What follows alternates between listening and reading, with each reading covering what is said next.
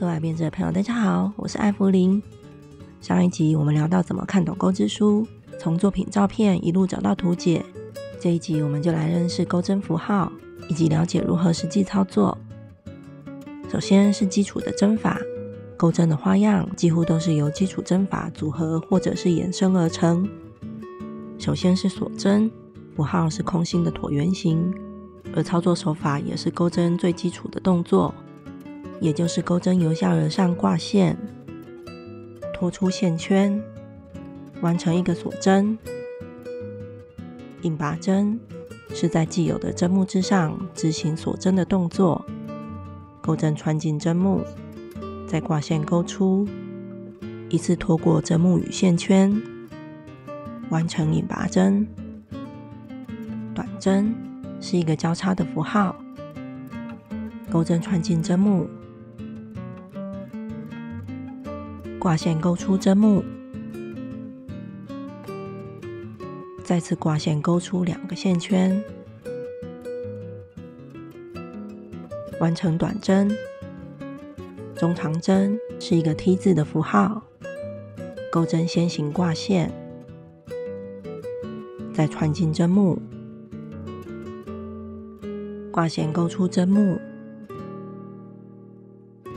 我们先将这样的状态称作一个未完成的中长针，接着挂线钩出钩针上所有的线圈。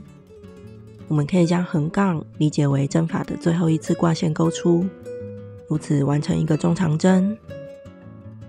长针的符号为 T 字加1条斜杠，钩针挂线，穿进针目，挂线钩出针目。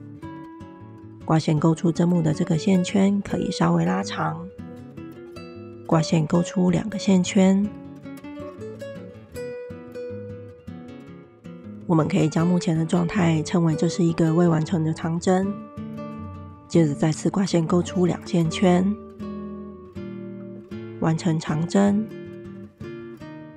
长针你可以将它的斜杠理解为挂线的次数，因此我们先挂线2次，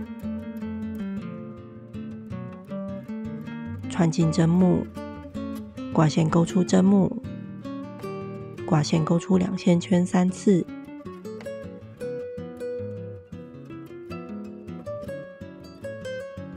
完成长针。3卷长针有3条斜杠，因此钩针挂线3次，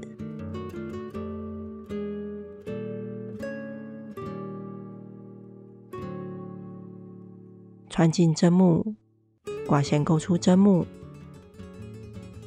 再执行挂线钩出2线圈，一共4次。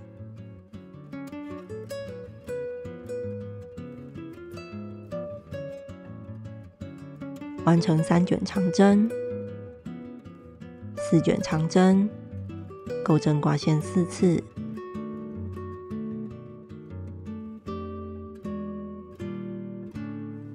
穿进针目，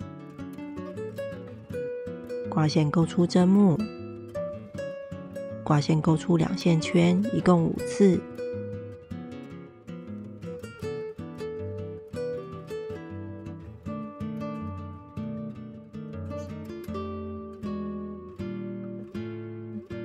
完成一个4卷长针。